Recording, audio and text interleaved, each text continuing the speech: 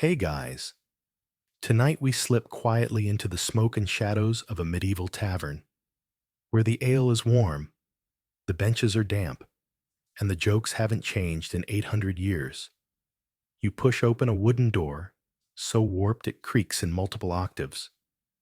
Inside, the light is soft and yellow, thanks to a few tallow candles stuck in turnip-shaped holders. The air is thick with chatter, the clink of wooden cups, and something that smells very suspiciously like sheep. There's a fire smoldering in a central hearth, but it doesn't help much.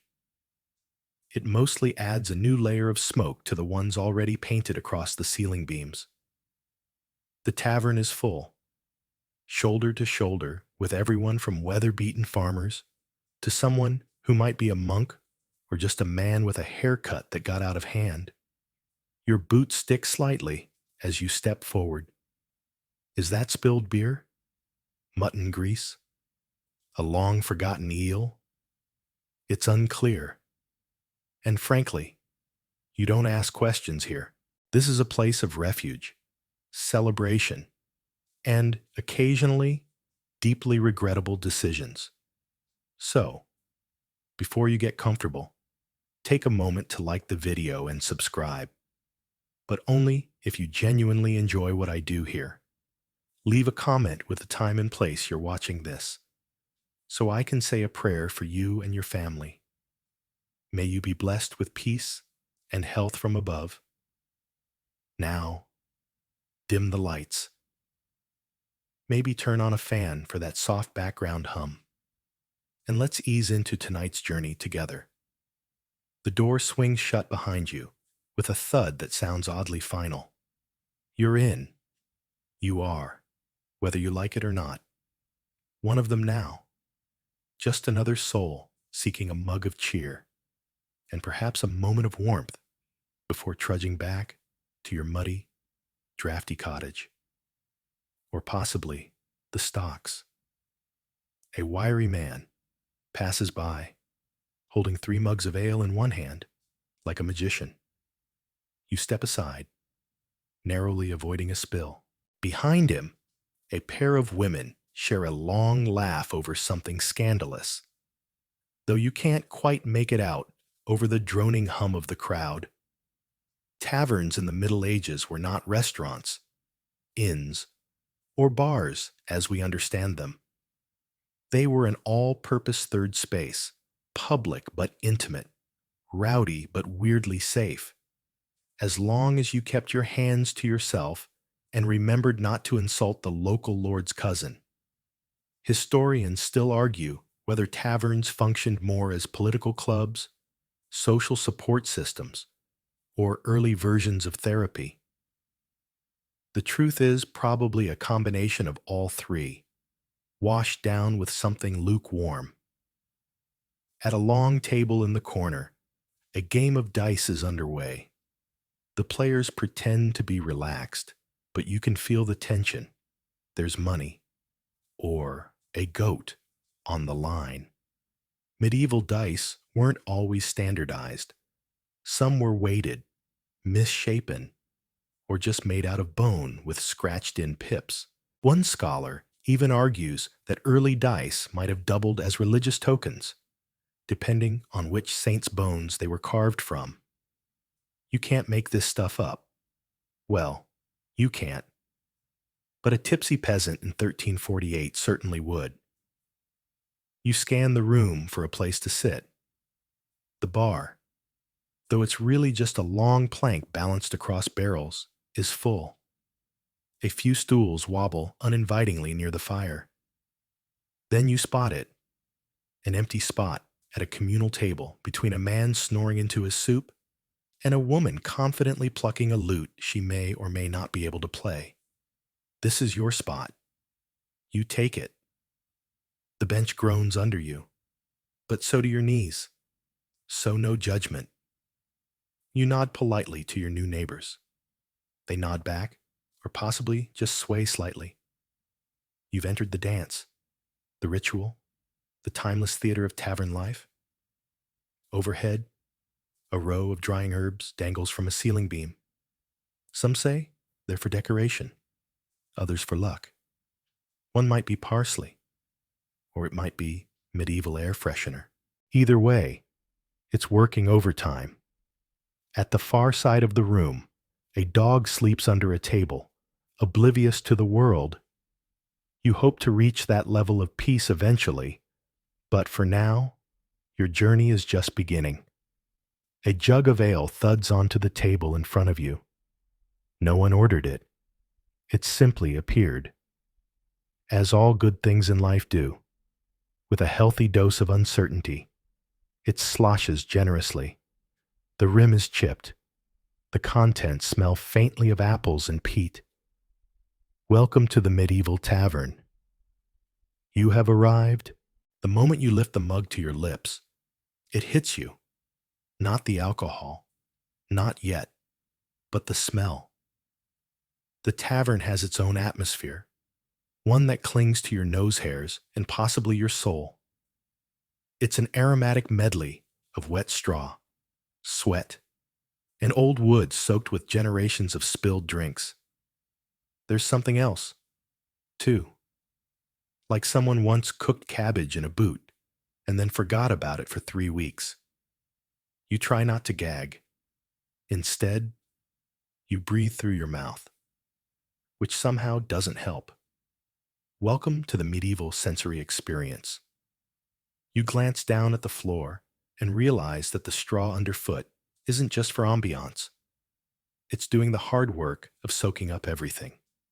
Ale, food scraps, mud, and let's be honest, things best left unspecified. In fact, historians still argue whether straw was regularly changed out or just shuffled around to create the illusion of freshness. Spoiler, it was mostly shuffled. One chronicler even described a particularly fragrant London tavern floor as fermenting like a peasant stew. Sweet dreams. The smell is worse near the hearth. Oddly enough, while the fire offers some warmth, it also helps waft the full bouquet of the room directly into your nostrils. There's the undeniable musk of unwashed travelers, mingled with the sharper tang of the day's cookpot, which contains something gray and mysterious. A stew, maybe, or soap. It's not your business. Your seatmate, still snoring into his soup, shifts suddenly and lets out a breath that could strip wallpaper. You lean slightly away. You weren't prepared for this kind of olfactory intimacy. But here you are. You sip the ale. It's sour, flat, and slightly warm. Not exactly refreshing, but drinkable. Especially once you accept that it's more like fermented oatmeal water than the crisp pint you might expect from a modern pub. This is small beer, a staple in medieval diets, low in alcohol, but high in safety compared to the local water, which often doubled as a disease delivery system. It might sound funny now, but it was exactly these kinds of inconveniences that made society realize the need for clean water systems. And public education played a huge role in making that change happen. A man nearby coughs dramatically, then laughs and takes another swig of his own brew. He raises his cup in your direction, sloshing a good portion onto his sleeve. The sleeve was probably already stained, but now it has a fresh badge of honor. You nod politely. You're learning the rhythm here. Everyone is sticky. Everyone is fine with that. In the corner, someone knocks over a stool, and no one reacts. It's as if the noise is just part of the ambiance, like clinking glasses or the sound of a goat bleeding in the alley, which, by the way, you can hear quite clearly through the cracks in the wall. The tavern's walls are thick, but the insulation is a joke. Wind whistles through the gaps. You can feel it tug at your neck like a cold, damp ghost. But still, people keep coming. Why? Because this is warmth. This is company. This is the only place in town where you might be too drunk to remember how cold your bed is. A woman walks by carrying a tray of pies. Meat. By the smell. They're steaming, flaky, and possibly full of mystery meats that no one questions too hard. You catch a whiff and feel your stomach grumble. The pie woman makes eye contact with you for a moment that feels almost cinematic. Then she moves on. You are not yet pie-worthy, it seems. Maybe after one more mug. There's a lad near the door who hasn't stopped pacing. He might be waiting for someone. Or he might be drunk and confused about doors. It happens. In fact, one of the more bizarre legal documents from 13th century York describes a man who wandered into a tavern stable and tried to pay a mule for more ale. The mule declined. Back at your table, the woman with the lute strikes up a chord that sounds suspiciously like a cat yowling. No one objects. This is not a place for criticism. It's a place for participation. Whether you're a lord or a laborer, once you're inside, the rules get blurry, the air gets thicker, and the night starts to melt into a stew of sounds and smells. It's not glamorous. It's not even clean. But it's human, raw, flawed, and comforting in its own revolting way. You realize then that this is what getting drunk in a medieval tavern really means: surrendering to the stink, the stickiness, and the shared struggle of making it through another plague-free day. The mug in your hand is lighter now. Someone might have drunk half of it for you while you blinked, or you drank it yourself and didn't notice. Either way, you're feeling it. A soft hum behind the eyes, a loosening of the neck. It's beginning. The moment you settle in, that's when you notice it. No one here actually seems to know each other's name. Oh, they yell at each other. They laugh. They share drinks, even insults. But names? Not so much. You watch as two men exchange a series of grunts, nods, and ale refills, conducting a conversation built entirely on mutual agreement that names are irrelevant once everyone's a little wobbly. This is one of the unwritten rules of medieval taverns. Anonymity is its own form of safety. In a world where saying the wrong thing to the wrong person could lead to a duel, a fine, or an impromptu dunking in a freezing moat, it's often better to keep your name tucked safely behind your teeth. Historians still argue whether this detachment was a product of widespread mistrust or a practical response to life's unpredictability. Maybe both. After all, if you can't write your name, you might as well not share it either. You hear someone shout, "Old goat," from across the room, and three men look up at once. One of them raises his mug and belches in triumph. A nickname is good enough. Names don't matter here. What matters is the drink, the warmth, and the moment. But still, you feel slightly exposed. Should you invent a name? Something neutral. Perhaps Tom. Tom is safe. Tom doesn't start fights. You mentally rehearse it. I'm Tom. Yes. Believable. Humble. Completely forgettable. A few stools down, a merchant from somewhere coastal slaps his palm on the table and starts a loud story about a fish that was so big it pulled the boat upstream. No one interrupts. No one corrects. It's not about the truth. It's about the rhythm, the performance, the shared sigh at the end. A monk in the corner mutters into his cup. You catch the phrase, heretical cheese, and wisely decide not to pursue further inquiry. The tavern's social structure is slippery. It's not rigid like the church, nor formal like the manor. Here, wealth gets you better ale. Maybe, but it doesn't spare you from the ridicule of a barmaid who's seen you cry into your mead one too many times. Reputation matters, but only the one you build inside these walls. What you are outside, serf, knight, shoemaker's apprentice, fades the moment you cross the threshold and smell that particular blend of mildew and merriment. You notice it more clearly now. The tavern has its own ecology, its own flow. Farmers cluster with farmers, students with other ink-stained companions. Travelers warily huddle near the door, keeping one eye on their bags and another on the exits. There's even a silent code about where to sit. Don't crowd the hearth unless you're a regular.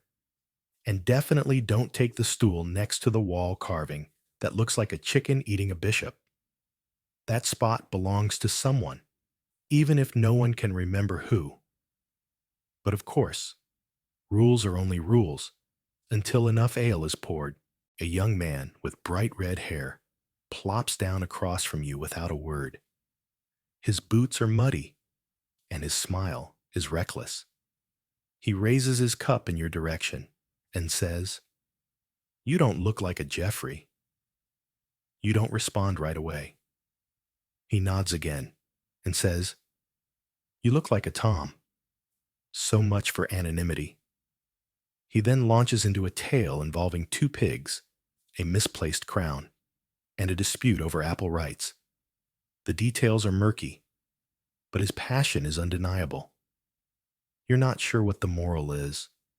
Possibly, don't leave your pigs unattended in royal gardens. But the delivery is enthusiastic enough that it earns a hearty round of applause from nearby listeners. Someone slides a bowl of something gray in your direction. It may be pottage. It may be porridge. It may be regret. Either way, it's free, and you eat it gratefully. It tastes vaguely of barley and distant despair. You notice a pattern now. Stories and songs swirl around the room like smoke. One tale bleeds into another. No one finishes anything. No one needs to. You realize that the tavern is not about narrative. It's about the fragments, the brushstrokes of communal memory. That man's uncle once met a bishop who rode a goose. This woman's cousin knew a knight who got stuck in a suit of armor during a thunderstorm. That kind of thing. You're beginning to understand. This isn't just a place to drink. It's a place to forget. Names, worries, and the strict hierarchies of the outside world. Here, the man covered in pig scratches might be nobility, and the smooth-talking gentleman quoting Latin may be wanted in 3 counties for pretending to be a dentist. In this blur of identities and invented histories, you finally feel at home.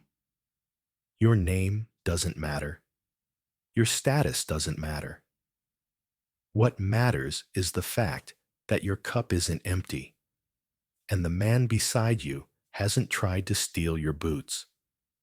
Yet, you take another sip of your drink, trying to decide if it tastes better now or if your standards are slipping. The answer, most likely, is both. It's your third, or maybe fourth, cup of ale, and you're beginning to feel that pleasant float just behind your forehead. Your limbs are warm. Your jaw feels unhinged in a friendly, social way. You're ready to talk about anything with anyone, even if you know absolutely nothing about the topic. This is what they called small beer, a term that sounds insulting, but was actually a staple of medieval life. Brewed to be weak enough for all-day drinking, yet just alcoholic enough to distract you from your splinter-infested shoes. Small beer was safer than the local water, and sometimes thicker than the local stew. Children drank it. Monks drank it. Kings, probably, drank better stuff, but even they had their humble sips now and then. Historians still argue whether medieval beer was always weak or whether stronger ales were more common than we think. Some records suggest that brewers adjusted the strength based on who they were selling to. Pilgrims got weak stuff, soldiers got a bit more punch, and nobles, well, they brewed with spices, honey, and sometimes saffron, because of course they did. Tonight's brew, however, sits somewhere between mildly effective and accidentally inspiring. You feel words bubbling up your throat that have no business leaving your mouth, like an urge to debate theology or recite a dream you had about a talking onion. You wisely stay silent. The man across the table is not so wise. He has launched into a confident monologue about the shape of the world. He insists it is like a turnip, flat on the bottom, fat in the middle, with a narrow bit that pokes God in the chin. No one disagrees, not because he's right, but because he's holding a fork and gesturing with it in wide arcs. Someone laughs too hard and spills ale down the front of their tunic. They don't seem to care.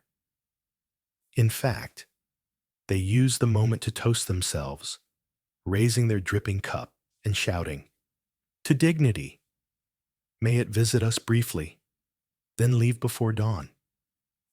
The ale may be weak, but the repetition makes up for it. A gallon of something mild will still eventually teach you the alphabet backward. And that's the medieval drinking secret. It wasn't about strength. It was about volume. The longer you stayed, the deeper the fog, like a cozy blanket filled with bees. At the far end of the room, a group of younger drinkers are engaged in a strange ritual. They fill a wooden cup to the brim, chant something that sounds suspiciously like a fish recipe, and then pass it around without wiping it. It's both horrifying and deeply communal. You remember reading, or maybe someone just told you, that some taverns had house ales so famous they were named like Black Widow or the Bishop's Foot. These names were both advertisements and warnings. You suspect tonight's brew might be called something like Sweaty Apostle or 3-Day River.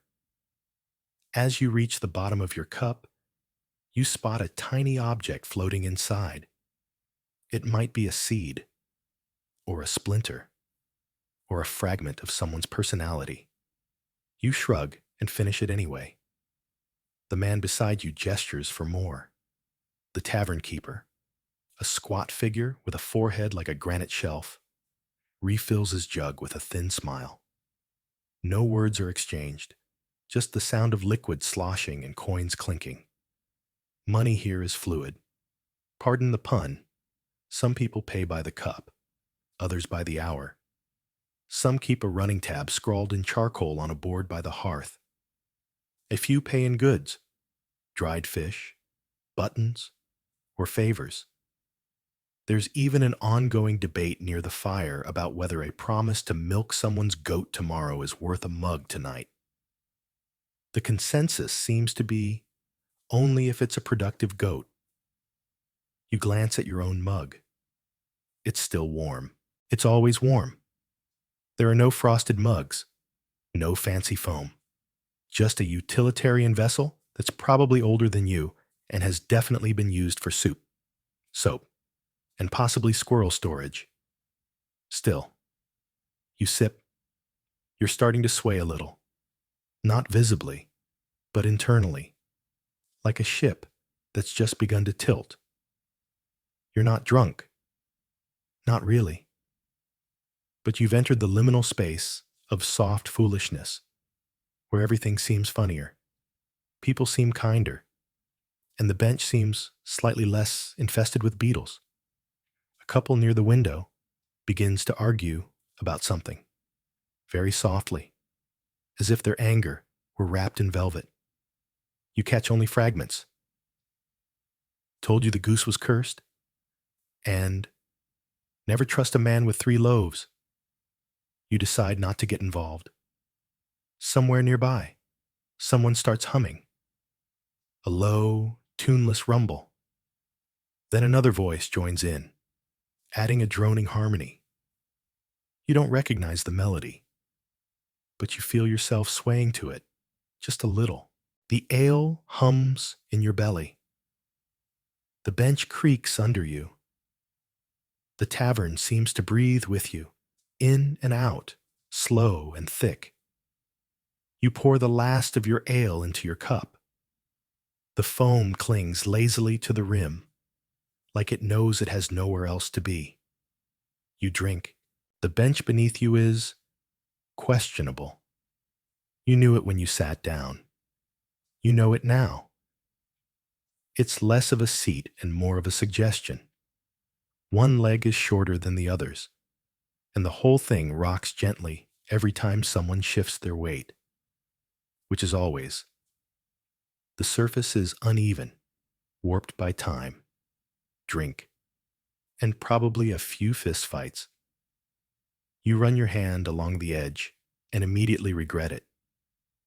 A splinter embeds itself in your thumb with alarming speed, like the bench has been waiting centuries for this exact opportunity.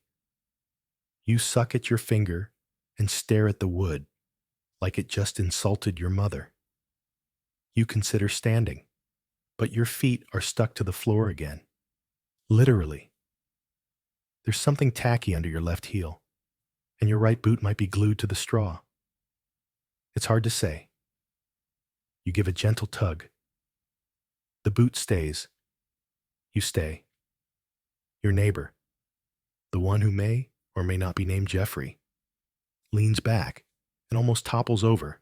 His half of the bench dips dramatically, and you both flail in synchronized alarm before settling back into a wobbly equilibrium. He raises his cup with a solemn nod. The bench tests us, he mutters. We must be found worthy. You nod back, as if this makes sense. Medieval tavern furniture was, to put it kindly, functional. Benches, stools, and sometimes logs pulled up near the hearth. Comfort was never the point. Seating wasn't about luxury. It was about staying off the ground. Sometimes it didn't even accomplish that. Historians still argue whether taverns ever invested in real chairs or if that was reserved for the wealthy elite. A few scattered records suggest that some upper-class patrons traveled with their own folding stools, like a grim, wooden VIP pass. But for everyone else, you got what you got. And tonight, what you've got is one wiggly, wormy plank of questionable heritage. Wormy. Yes. There's no polite way to say it. You notice tiny holes in the bench's underside, evidence of woodworms, which were rampant in old timbers. You imagine them chewing slowly beneath you like a secret audience. You shift your weight to the other side. The bench creaks ominously, as if offended. Behind you, someone sits down a little too hard, and their bench gives up entirely. There's a sharp crack, a startled yelp, and a thud. No one rushes over. No one helps. In fact, several people cheer. The fallen man lifts his mug from the floor, miraculously intact, and raises it high. The floor accepts me, he declares.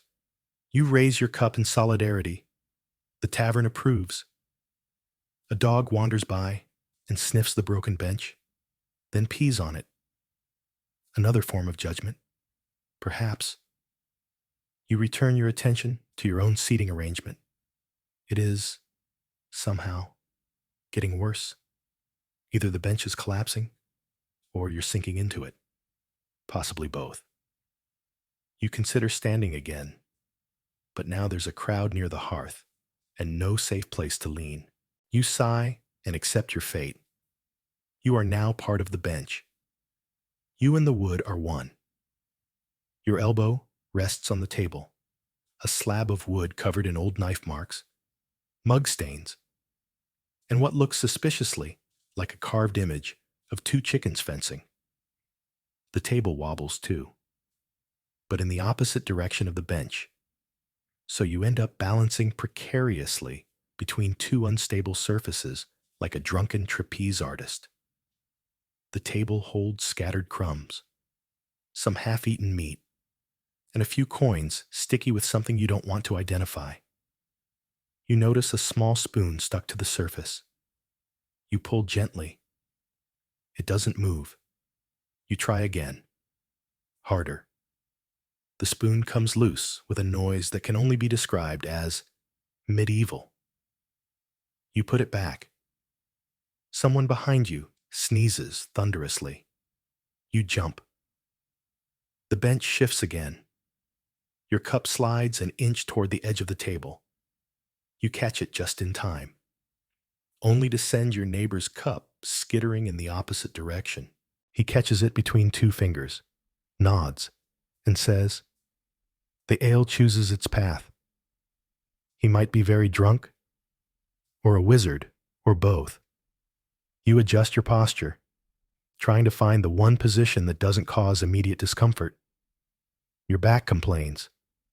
Your thighs are numb. One of your legs is slightly higher than the other, and your spine has decided to adopt a gentle question mark shape. This, apparently, is how people relaxed in the Middle Ages. But here's the thing. No one else looks uncomfortable. The farmer beside you is slouched at a 45-degree angle. A merchant is sitting cross-legged on a barrel. A woman with a lute is perched on what might be an upturned crate. They're all smiling. They're all fine. It might be the drink, or it might be that after working a 14-hour day in the fields, any surface that isn't a plow handle probably feels like a featherbed. You let your shoulders drop. You lean forward slightly. You accept the ache. It becomes part of the moment, like the smoke and the song and the faint possibility of tetanus. Somewhere in the back of your mind, you recall reading about how public houses were a community's only real indoor gathering space. There were no cozy cafes, no corner bookstores, no climate-controlled malls, just these taverns, messy, noisy, splintery, and somehow beloved. It makes sense. Really. When life is that difficult, discomfort becomes background noise. The bench shifts again. You don't flinch this time. You sip your drink. The wood creaks softly under you, like it's trying to hum along with the song, now drifting through the tavern air. You are, astonishingly, relaxed. A jug arrives in front of you without fanfare, slid down the table by a passing tavern worker who may or may not work here. It clunks softly against your mug, sloshing a generous portion of ale over the side. You reach for it, and the first thing you notice, before you even lift it, is that it's warm. Not room temperature warm, not gently cozy. No. Warmed by a fireplace and left in. The sun warm. You hesitate, lifting the jug to eye level. A thin steam curls upward. Either the jug was resting on the hearth, or the ale inside is going through a secondary fermentation that should be monitored by professionals. But you pour it anyway, because that's what you do. In the Middle Ages, ale wasn't served cold unless it was by accident. Cellars were the only cooling system, and they mostly just made the drink less warm, not refreshing. Cold ale was associated with bad luck, indigestion, and ghosts, depending on whom you asked. Warm ale, on the other hand, was reassuring. It told you it hadn't been forgotten. It was part of a batch lovingly stirred with a wooden paddle by someone named Agnes, or possibly Walter. You take a sip. It's murky. There's a tang to it, like someone brewed it using old bread and ambition. which, to be fair, they might have. Ale recipes varied widely, with ingredients like oats, barley, water, yeast, if they remembered, and occasionally herbs, spices, or wild inspiration. Some brewers threw in juniper or heather. One rogue tavern in Bruges was rumored to use pickled beet water. Historians still argue whether these variations were innovation or desperation. You decide it doesn't matter. Tonight, you drink what's in your cup, and what's in your cup is earthy. You glance at the jug. It's communal. Clearly, there's no expectation that everyone gets their own personal drink. That would be absurd. Sharing is standard here. People pass jugs like conversation, fluid, messy, and occasionally leading to bruises. Across the table, Jeffrey, the red-haired man, not your real friend, but spiritually adjacent, gestures for the jug. You slide it toward him, but he reaches out and grabs it mid-slide, splashing a bit onto the table. Then, to your horror and amazement, he tears off a chunk of stale bread from his pocket. Yes, from his pocket, and dips it into the ale like it's soup. He eats it with reverence. You try not to make eye contact. Apparently, this is a thing. Soap was a common medieval snack. Bread dipped in wine, ale, or whatever liquid was around. It softened the crusts, added flavor, and doubled as an improvised spoon when you lacked better tools. It might sound strange now, but in a world without forks, the line between food and utensil was blurry. You take another sip and suddenly understand why sopping was popular. This ale needs help, or bread, or divine intervention. Next to you, someone coughs delicately and asks if you're finished with the jug. You pass it along, and it disappears into the chaos, like a ship swallowed by fog. Moments later, a different jug appears, this one chipped, slightly dented, and somehow colder than the first. A rare treat? Or a mistake? You don't ask. You raise your mug and clink gently with the man beside you. He nods with solemn approval. Good jug, he says. Much better than last week's. That one killed a mule. You're unsure whether that's metaphorical or literal. You take a cautious sip anyway. The woman with the lute, who you now realize has been steadily drinking from her own ceramic cup, carved with what appears to be a cat wearing a crown, clears her throat. She strikes a chord, winces, and begins to sing a love song that rhymes flesh with thresh. No one complains. In fact, a few people hum along. You begin to appreciate the slow rhythm of drinking here. It's not a race. It's not about bravado. It's more like a background hum, a shared ritual that keeps everyone moving through the hours, like music or prayer. The ale isn't strong, but the repetition is. Each sip blends the edges of your worries until they dissolve into the straw-covered floor. You glance again at the jug, now back in front of you, seemingly of its own volition. You pour yourself another cup. This time, you don't flinch at the warmth. It feels appropriate. There's a comfort in it. The ale isn't trying to be impressive. It's just there. Honest. Slightly sour. Unapologetically rustic. You begin to imagine a world in which this drink, this unglamorous, barely fermented porridge water, is the center of all social life. And you realize that world is exactly where you are. The cup in your hand, the jug on the table, the quiet song rising in the background. They're all part of a tapestry. One where the threads are slightly frayed, and some of them smell like turnips. But the picture is whole. You drink again. It's warm. It's fine. It's yours. The moment the singing starts, it's not from the woman with the lute. She's still trying to tune her lowest string, which sounds like a cow sighing. No. The music begins in the corner, by the hearth. One voice humming a low, gravelly tune about sheep.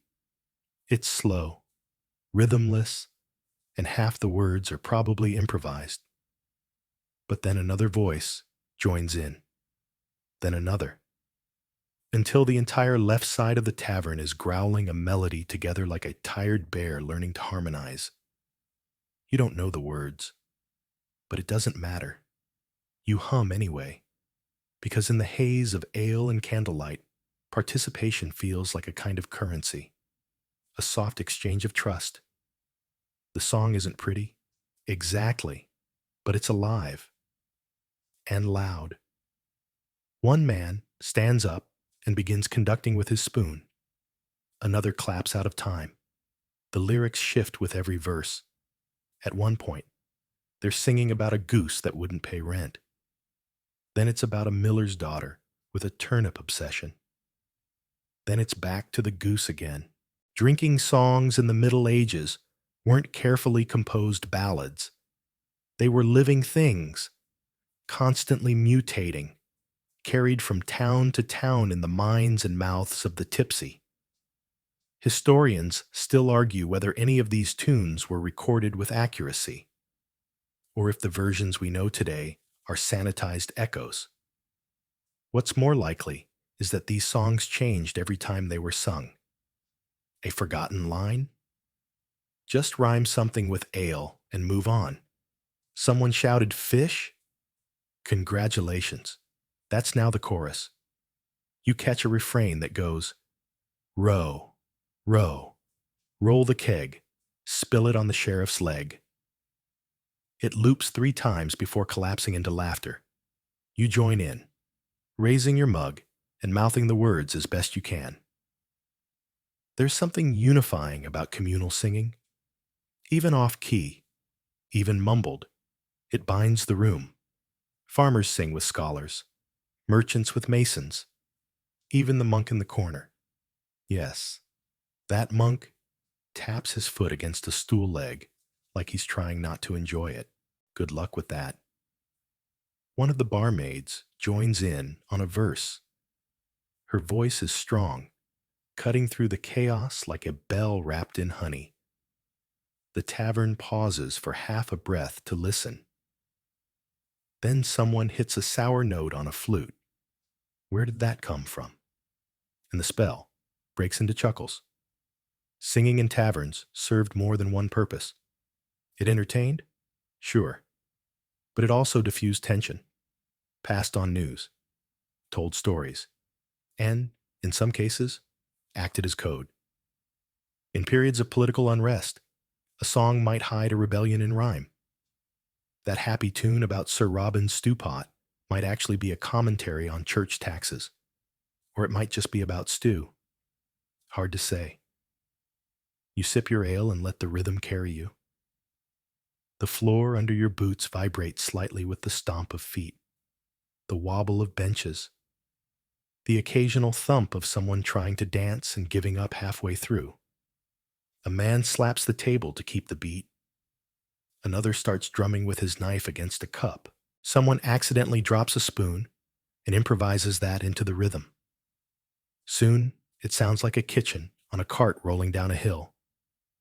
Joyful chaos. And yet, beneath the noise, there's a surprising gentleness. No one sings to show off.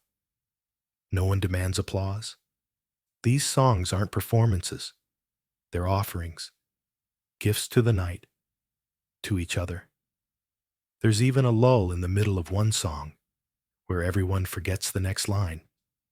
No panic, just a long slurp, a few shrugs, and someone shouting, "Start again," which restarts the entire tune with renewed enthusiasm. You're swept along. Maybe it's the ale. Maybe it's the simplicity of the melody. Maybe it's the fact that, for once, your brain isn't filled with to-do lists or cold weather or the existential dread of having to plow a field with a spoon next week. Instead, you're singing about a goat with one horn who ran for mayor. And somehow, it feels profound. At some point, the lute player joins in again. She's finally in tune, more or less, and plucks a delicate counter melody that weaves through the voices like a thread of silver. It doesn't match exactly, but no one minds. She grins through a mouthful of pie and keeps strumming. Then, as suddenly as it started, the song dissolves into satisfied murmurs and the occasional hiccup. People sip. People stretch. Someone belches melodically. The tavern exhales. You lean back on your bench and let the moment settle.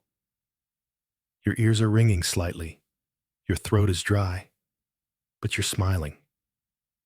Music like that doesn't ask anything of you. It doesn't demand talent or training. It just wants your voice, however croaky, however uncertain. And in return, it gives you a brief sense of belonging. You sip again. The ale is still warm. The air still smells like cheese and hope, but the night feels lighter. At first, it's just a few raised voices. A word here, a counter shout there. You don't pay much attention. It's the kind of noise that passes for background in a medieval tavern. But then a tankard thumps harder than usual, and someone uses the word bishop in a tone that implies disagreement. Now you're listening. It turns out you're witnessing one of the tavern's favorite pastimes, drunken political discussion. You might think this is a modern habit, getting a few drinks in and suddenly becoming an expert on taxes, roads, or war. But no, medieval folks were masters at this. In fact, taverns were sometimes more politically active than town halls. They were the unofficial offices of gossip, protest, and wildly inaccurate news updates. A man with too many buttons on his tunic stands up and slurs something about the king's latest land tax. The crowd groans in sympathy, or protest. It's hard to tell. Another man, holding a stick of questionable origin, declares that his village doesn't even have a road, so they shouldn't be taxed for one. Fair point. You shift in your seat, sensing the energy change. It's still lighthearted, but there's a tension in the air. The kind that clings to ale foam and misremembered facts. The truth is, most tavern-goers were deeply affected by political decisions. Whether or not they understood the specifics, a royal edict meant a change in bread prices. A war decree meant losing cousins. A bishop's reform could mean drinking fewer days of the week, a true catastrophe. So these discussions, no matter how sloppy, were meaningful, loud, sure, slurred, yes, but meaningful. One man insists the king is just a puppet for the pope. Another claims the pope is actually a series of frogs in a robe. A third says his uncle once saw the frogs. No one argues with him. You're drawn into a nearby conversation, not by choice, but by proximity. A woman gestures at you with her mug and says, "And what do you think about the grain tithes?" "Eh? Tom?" "Ah, yes. That's your name now. Tom. Tom has opinions." Tom drinks slowly and nods a lot. You nod. She seems satisfied. Scholars still debate the exact political function of taverns. Some argue they were pressure valves, places where frustrations could be aired without exploding. Others say they were breeding grounds for sedition. There are documented cases of actual rebellions beginning in alehouses, their fiery plans scribbled on the backs of bread crusts or shouted into soup. One of the most famous examples is Brother John Ball, a radical priest in 14th century England who reportedly gathered followers by preaching in taverns. His sermons were fiery, anti-authoritarian, and very popular with anyone who'd ever been fined for using the Lord's forest to pee. Whether he drank much himself is unclear, but the tavern gave him a platform. Your tavern, though, is far less revolutionary tonight. Most of the debates dissolve quickly into toasts. To the king, someone shouts. To the goat who should be king, someone else responds. You raise your mug to both. Still, beneath the surface, you sense a real thread of care. These people aren't arguing for sport. They're arguing because they're tired, because they're taxed, because they want their fields to stay dry, their families fed, and their lords to remember that peasants are, in fact, people. A man slams his mug down and mutters, "All I want is fair grain weights and a priest who doesn't sniff during confession." That may be the most honest campaign platform in history. A few tables over, someone stands to make a grand point, trips on a stool leg, and lands face first into a pile of mashed peas. The room bursts into laughter. Political tensions fade. For now, you realize that, much like the singing, these political exchanges are a kind of shared ritual, loud, flawed, and constantly interrupted by pie, but still a form of connection. The woman beside you mutters, "They'll all forget by morning." You look at her. "But you won't?" you ask. She shrugs. "Someone has to remember what we shouted about." Then she raises her cup and shouts, "To remembering." The tavern echoes her cry. You raise your own cup, feeling warm and vaguely revolutionary. The air is still thick with sweat and smoke, but there's a clarity behind your eyes now, a sense that even in a world of muddy roads and corrupt bishops, the people still care, even if they're doing it while covered in pea mash. Word count, 1067. Awaiting continue, Banjanoi, Minhua, Motu si ve sojo to the cho fep, Kep vo chong matai met gichep, Bu tuong, quien so church approved moves, Ngon lua jia nguts, Bu kam, kung thang, lung tung tot jo. Your cup is nearly empty again when you feel it. A heavy thump on your back, sudden and too familiar. You nearly spill what little ale remains as you twist around to see who has decided that you, out of everyone in this sticky room, deserve physical enthusiasm. It's a stranger. Of course it is. He's large, round-cheeked, flushed like an overripe turnip, and grinning as if you've been best friends since the last crusade. His breath smells like onions, sheep, and whatever he had to bribe the guard to get in here tonight. "Tom!" he bellows, even though you never gave him your name. That's how you know you're officially part of the tavern now. People are inventing relationships with you. You give a startled smile. "Evening." You croak. He plops onto the bench beside you with a creak that threatens structural integrity. The bench groans. You groan. Your ale tries to leap from your mug. Welcome to tavern friendship. Drunken friendliness is a delicate art in the medieval world. On the surface, it's charming. Someone slaps your back, offers you a drink, tells you you're the only person in the room who truly understands the socio-economic crisis caused by the monastery's overproduction of cheese. But under that warmth lurks chaos, because drunken friendliness can tip, quickly, into drunken confrontation. And taverns had no bouncers, only strong barmaids and deeply judgmental dogs. The man beside you, his name might be Arnold or Godwin or just Oi, you, starts telling a story about his cousin who once met a giant or fought a tree. It's unclear. He gestures wildly with his mug. Some of it lands on your boot. You nod supportively. Historians still argue whether medieval tavern goers were generally more violent than sober citizens, or if the ale just made everyone's true feelings louder.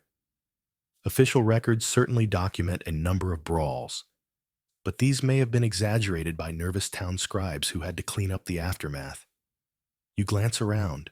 Everyone is talking louder now. Arms are flying.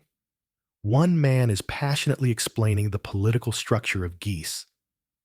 Another is hugging a barrel.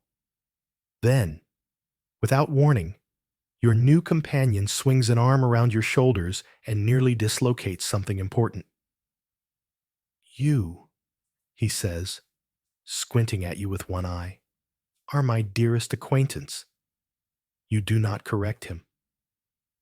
A moment later, he leans in and confides something about a missing sheep, a priest's sandals, and a vow of silence broken in a thunderstorm. You nod solemnly. This is tavern intimacy, fleeting, sweaty, and strangely sincere. But there's danger here too. At the next table over, two friends are locked in a sudden, confusing arm wrestle. It may have started as a joke. Now it's a competition. Nearby, a man leans too close to another man's bowl of stew, and a spoon is raised like a dagger. The barmaid doesn't even blink. Drunken boundaries in the Middle Ages were like mud in a pigsty, blurred, shifting, and occasionally flung at strangers. A compliment could become a challenge. A shared laugh could end with someone losing a tooth or a shoe. That's why you start to follow the subtle cues, the slight lean away from a too friendly gesture, the wary glance before a joke, the strategic moving of tankards out of reach. These are the tavern survival skills passed down silently between patrons like ancient knowledge, like herbal remedies, or really good hiding spots. Your neighbor, let's call him Barrel Hug, leans so far into you that your spine adopts a new shape. He's still talking, but now it's about birds. Specifically, a raven that predicted his cousin's marriage. You nod again. You are a rock. You are calm. You are hoping he'll move on to the person next to you soon. And he does, thankfully, with a final shoulder squeeze that nearly knocks your arm off. He turns his attention to a man at the next table, who is clearly asleep. You exhale. There's a lull now. The shouting quiets.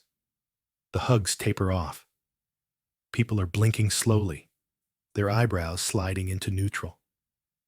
The ale is doing its second job. After inspiration comes sedation. And in that moment, you reflect.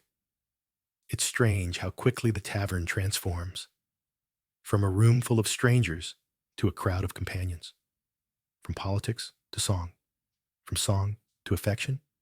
And from affection, sometimes, to bruises. But tonight, just barely. You've avoided that final stage. Someone begins humming again. A soft tune this time. Maybe a lullaby. Maybe a prayer. You raise your mug, toast the man across the table, and say, to friendship, while it lasts. He raises his in return, especially the kind that doesn't dislocate anything. Nature calls, not politely, not with a gentle whisper.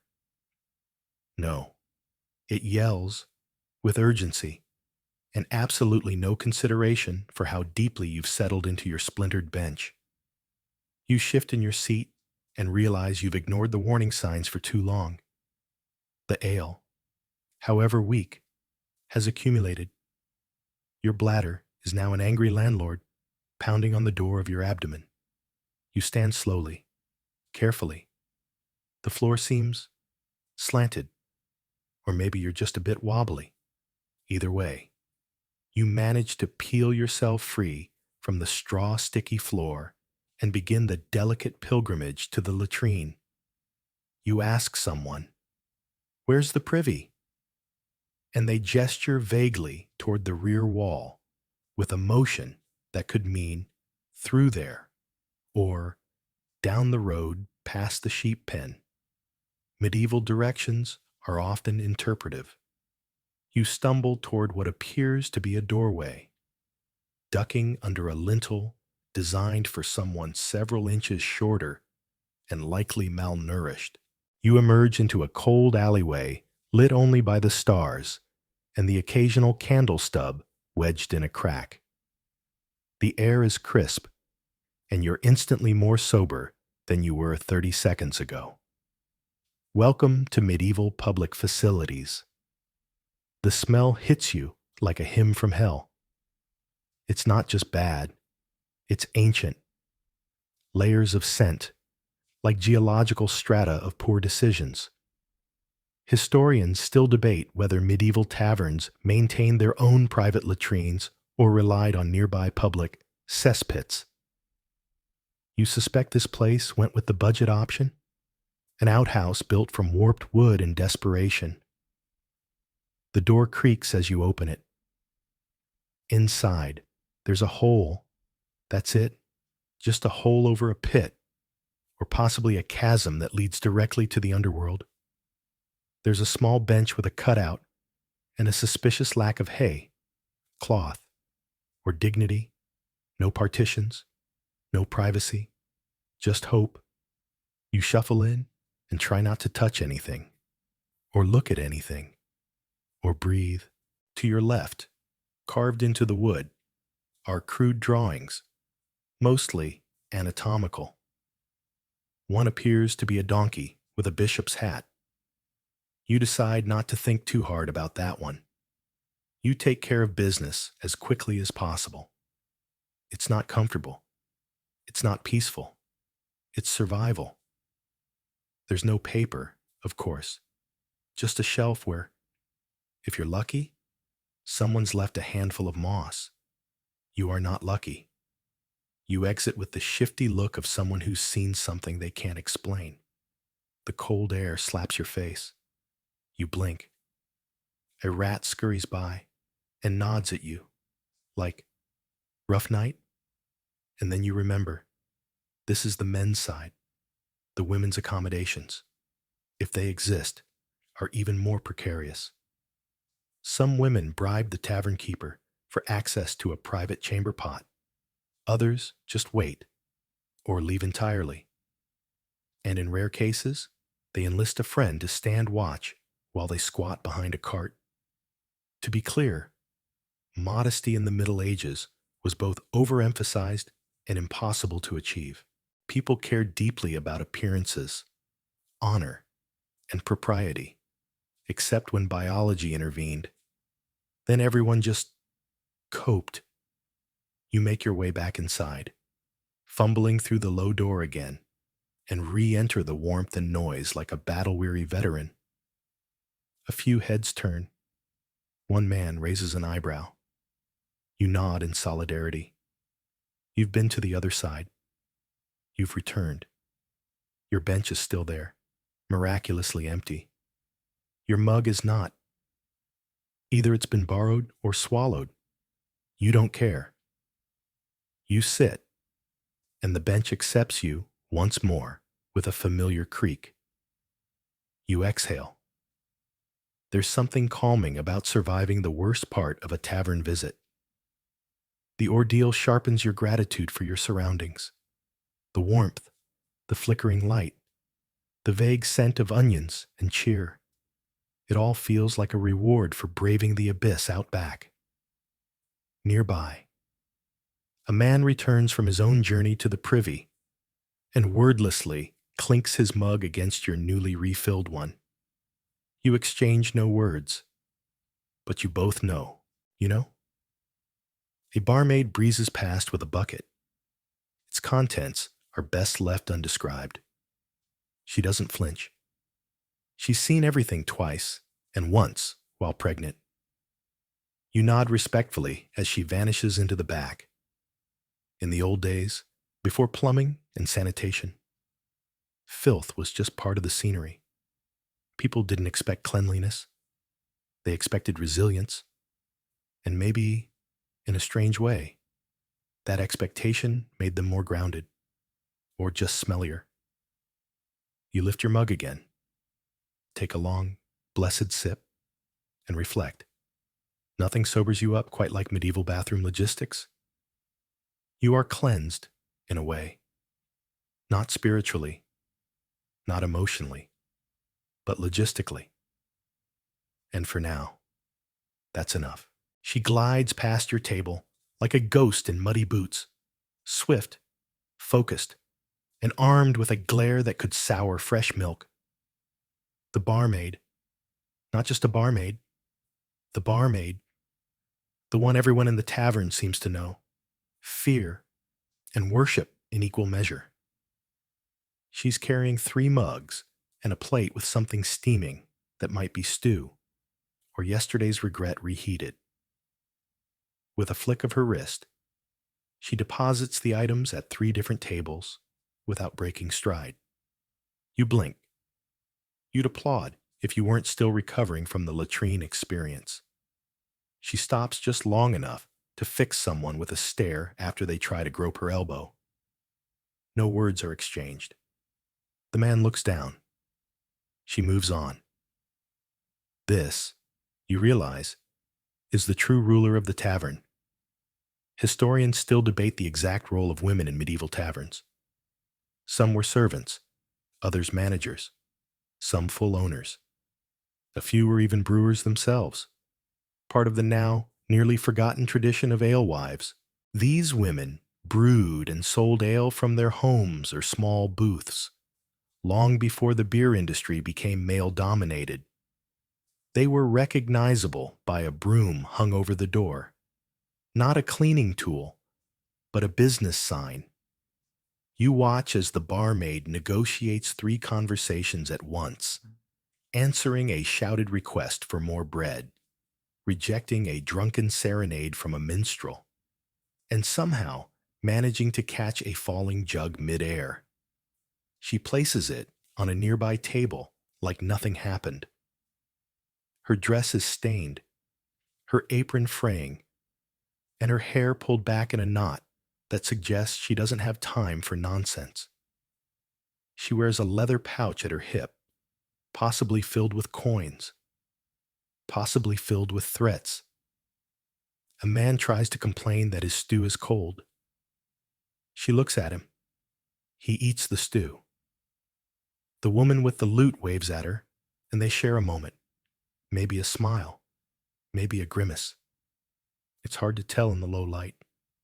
But it's clear the barmaid has a history with nearly everyone here. Some of those histories might involve broken plates. You ask the man next to you if the barmaid works here. He laughs, then says, "She is here." That's all the explanation you get. But you start to notice the signs, the subtle way other workers glance at her before acting. The fact that customers don't shout her name, they wait until she's near. The way the tavern keeper himself, burly and broad, defers when she points toward a spill on the floor. You start to wonder, does she own the place? It wouldn't be strange.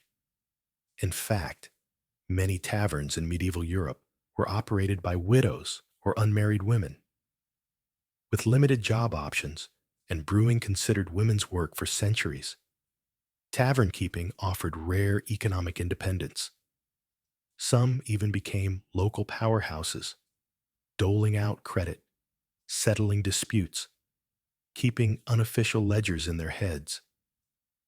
You watch as she leans over a table to whisper something into a man's ear.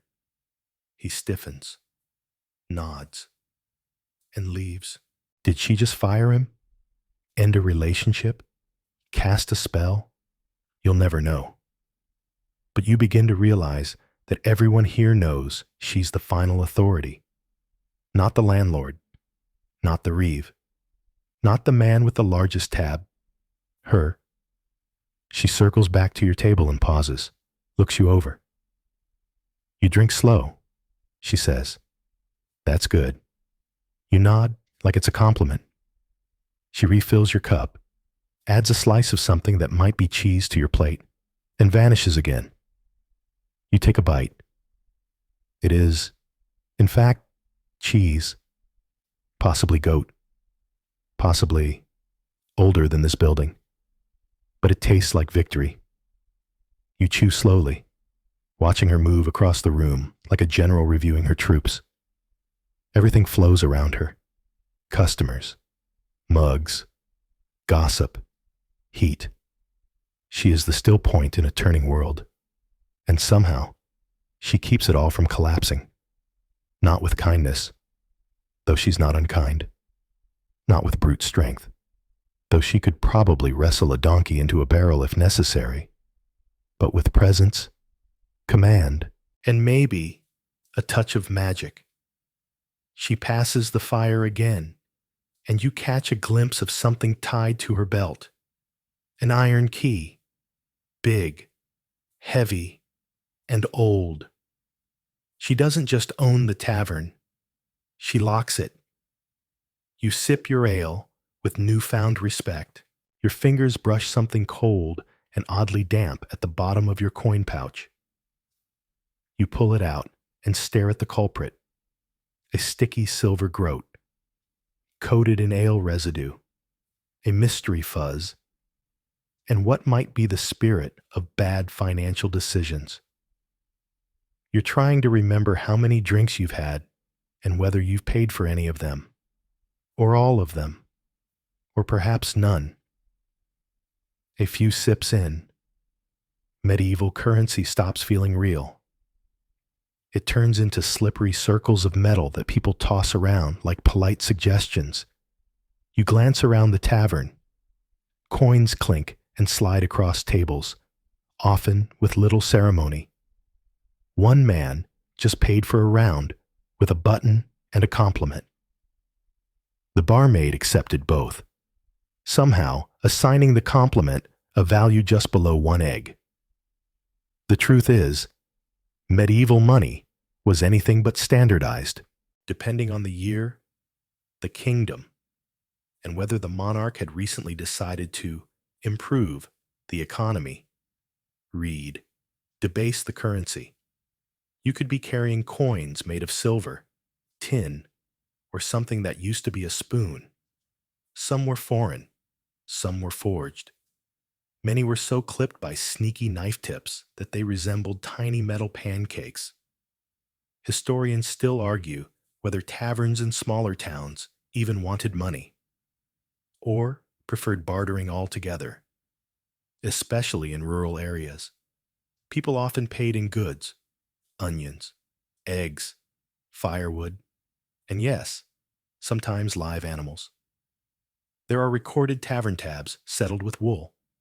One particularly chaotic ledger mentions a bundle of dried frogs. You try not to picture it.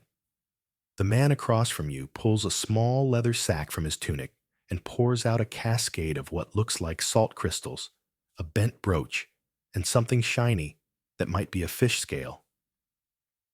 He counts this carefully, then gestures at the barmaid. She squints at the offering, shrugs, and hands him another mug. You begin to understand the system. Currency isn't about numbers here. It's about trust, about reputation, about whether that salt came from the coast and whether the brooch used to belong to a man who still wants it. You reach into your own pouch and feel around. There's a token from a prior village, probably worthless here. 2 worn copper pennies, with faces so faded they look like smudges, and a tiny carved bead that you now recall accepting during a dice game 3 towns ago, after losing very badly. It may have been cursed. You arrange these treasures on the table like an offering to an indifferent god. Jeffrey, your red-haired almost friend, leans over, examines the spread, and mutters, "You've got half a pie's worth, or a small lie's worth. Which buys more?" You ask. "Depends who you're lying to," he replies. You laugh, but the barmaid is already at your side. You push the coins toward her with an apologetic shrug.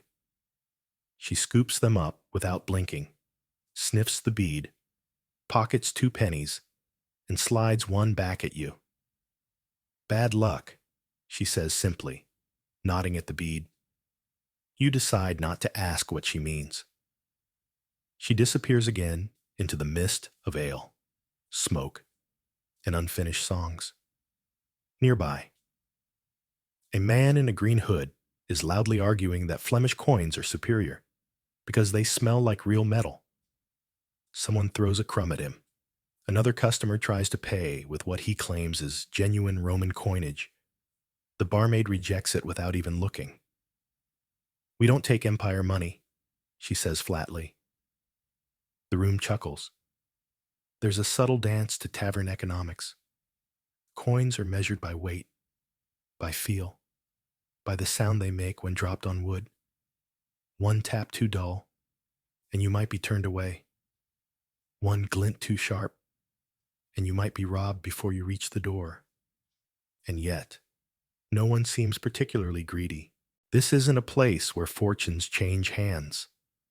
It's a place where value is fluid, where what you're worth in this moment might depend on your singing voice, your tolerance for warm ale, or whether you have any leftover cheese in your coat. Jeffrey leans in again.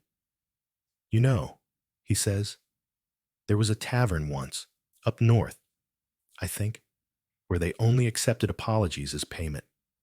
You blink. "Apologies?" "Yep." You had to write it down. Say it out loud. And if the barmaid believed you meant it, you got a drink. You stare at him. "They went out of business in a week," he adds, taking a sip. You snort laugh into your mug.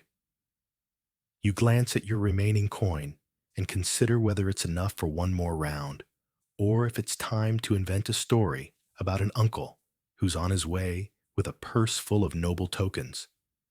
You might be able to bluff your way through, or just offer to sweep the floor, or sing.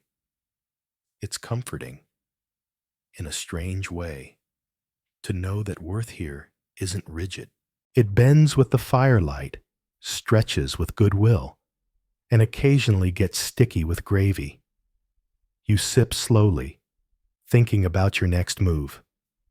Then you slide the bead back into your pouch, cursed or not. After all, you never know when you'll need to pay someone in mystery. There's someone sleeping in the fireplace. Not by the fireplace. In it. To be fair, the hearth is enormous, wide enough for 3 cauldrons and deep enough to lose a goat in. At this hour, only a few glowing coals remain, nestled in a bed of ash. And right there, curled up beside a soot-blackened brick, snoring softly, is a man using a log as a pillow and what appears to be a potato sack as a blanket. No one reacts. No one even looks. It's clearly not the first time he's done this. Judging by the dark oval shape he's worn into the soot, it's not even the 50th. You stare for a moment, unsure whether to be concerned or deeply impressed. The man shifts in his sleep, mutters something about cheese taxes, then lets out a snort so rich in tone it sounds like the opening note to a sad bagpipe solo. "Old Mickle," someone whispers, seeing you stare, "sleeps there every week. Isn't that dangerous?" The man shrugs.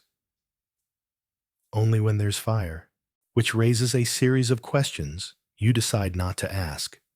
In a world without couches, inns on every corner, or warm cars to collapse into, Taverns often became de facto lodging for the particularly drunk, broke, or both. If you were lucky, you found a bench. If you were less lucky, you curled up in a corner with a jug as a pillow. And if you were mickle, well, you claimed the hearth and dared anyone to stop you. Historians still argue how common it was for people to sleep in taverns. Some claim it was discouraged. Fires, theft, general snoring. Others point to records noting lodging space behind kitchens or beneath stairs, especially in establishments where travelers were expected. It may have depended on how generous the tavern keeper was, or how deeply someone could snore without waking the chickens. You glance around and realize Mickle is not alone. In the far corner, a figure is slumped across a table, face down in a pool of congealed gravy. A pair of boots peek out from behind a barrel, their owner presumably still attached. Even the barmaid doesn't bother clearing certain tables, knowing their occupants are out cold and unlikely to tip. It's oddly peaceful, like a battlefield after the fighting is done. Spoons lie where they fell. Chairs lean at angles that defy logic. A candle flickers bravely beside a puddle of cider and someone's forgotten glove. Jeffrey, your companion, nudges you and points upward. You follow his gaze and see a rope dangling from one of the rafters, tied loosely around a satchel. "That's mine," he says. "Keep it high, so no one mistakes it for stew." You nod sagely. This makes sense now. There's a lull in the noise, the kind that comes when most of the arguments have run their course and the ale has numbed everyone into soft contemplation. A few people mutter lullaby fragments. Someone sneezes so violently that they wake themselves up, look confused, then fall asleep again with their face on a wedge of bread. You're tempted to close your own eyes, just for a minute, but you stay upright, sipping slowly, watching the dreamers. Each one tells a story. The old man in the fireplace may have once been a knight. The girl curled up beside her dog might be on her way to market, 5 days late. The man face down on the table is likely a baker with unfinished business and a cabbage in his coat pocket. There's a warmth here, not just from the hearth's dying embers, but from the fact that no one is being kicked out. No one is being judged. A place that sells warm ale and soft landings. It may be sticky, it may be loud, but it's safe. Until it isn't, because sometimes someone snores too loudly, or rolls off a bench, or, in one very memorable tale whispered across the room, a man's pipe ash once set a tuft of straw alight. The tavern flared like a haystack, and half the town ended up throwing soup at the walls to douse the flames. That's why, to this day, the barmaid keeps a bucket of water under every bench. Or so the story goes. You glance under your own bench. No bucket. Just a rat eyeing your shoe with vague interest. You tip your mug toward the hearth in salute. Mickle snorts again and mumbles, "No, Bishop, not there." You sit back and let the soft snoring blend into the crackle of dying coals and the occasional thud of someone dropping a mug. It's a lullaby of sorts. You won't sleep here tonight, but others will. And in the strange comfort of shared space, shared snores, and soot-stained dreams, you understand the true essence of the medieval tavern. It is not just a place to drink. It is a place to pause. You don't notice him at first. The tavern is dim, your attention soft. But then your elbow knocks your mug, hard, and as you fumble to catch it, a splash of ale arcs gracefully through the air, and lands squarely on a polished leather boot. Not just any boot, a boot so well oiled, so meticulously stitched, so absurdly clean that it seems to shimmer like a religious relic under candlelight. You look up and up and up. Standing before you is a nobleman, or someone doing an excellent impression of one. His cloak is deep green, edged with fur. His hat is feathered. His expression is the kind you normally see on statues of saints just before they die nobly. He stares down at his boot, then at you, then back at the boot. He says nothing, which is, somehow, worse than shouting. You freeze. Your mind races. Should you apologize? Offer him your tunic as a rag? Crawl under the bench and pretend to be asleep like fireplace Mickle? The tavern holds its breath. Sumptuary laws in the Middle Ages were very clear about what people could and couldn't wear, and nobles loved reminding you of them. In theory, these laws prevented people of lower rank from dressing above their station. In practice, they made tavern encounters like this particularly stressful. Historians still argue whether people actually obeyed these laws or simply worked around them. Tailors got creative. Peasants stitched fancy sleeves onto humble tunics. Merchants, wealthier than most minor nobles, often ignored the rules entirely. Still, when a man walks into a tavern wearing sleeves longer than your entire torso, you notice. The noble finally speaks. That was imported Spanish leather. You blink. It's waterproof? He does not laugh. You glance around for support. Jeffrey has vanished. Typical. The barmaid is busy terrifying a group of students near the fireplace. Your only remaining ally is a snoring farmer cradling a turnip. You stand, fumbling for your coin pouch, but the noble raises a hand. No need, he says slowly, each syllable honed like a blade. Accidents happen. Relief washes over you. Then he adds, but I believe etiquette demands a song. Your relief dies a swift, painful death. A song? He nods. One that properly conveys your remorse. You stammer something about not being a singer, but he gestures to the lute player, who is watching with barely concealed glee. Accompaniment is ready. The tavern perks up. Suddenly, you're the entertainment. A few claps, a shouted, "Make it weepy," someone mutters. Sing about the boot. You weigh your options. Song or duel. One guarantees shame. The other, possibly death. You choose the one that lets you keep your limbs. You clear your throat. And, with the sad confidence of someone 1.5 pints past dignity, you begin to sing. It is a soft ballad about a boot. Noble, beautiful, cruelly mistreated by a commoner with clumsy hands and too much ale. You rhyme leather with together. You accidentally imply romantic affection for the boot.